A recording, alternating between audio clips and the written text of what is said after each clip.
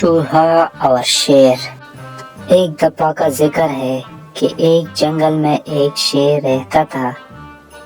ایک دن وہ شیر سو رہا تھا کہ اچانک ایک چوہا وہاں آ گیا اور شیر کے بالوں میں گھاس کر کھیلنے لگا۔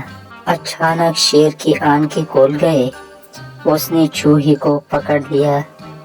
چوہا ڈر گیا اور شیر سے منت کرنے لگا کہ مجھے چھوڑ دو، میں آئندہ ایسا نہیں کروں گا۔ شیر کو اس پر رحم آ گیا، اس نے چوہے کو چھوڑ دیا۔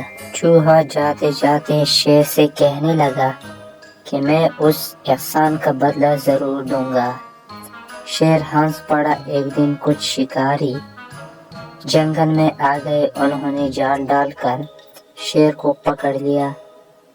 وہاں اچانک وہی چوہا بھی آ گیا، اس نے اپنے دانتوں سے جال کو کاٹ دیا۔ اس طرح شیر آزاد ہو گیا۔ شیر نے چوہے کا شکریہ ادا کیا۔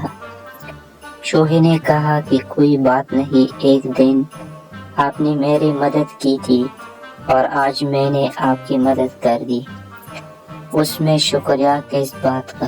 جنگل اچانک ڈر جانا، احسان بدلہ، شکاری جال آزاد، شکریہ مدد کرنا۔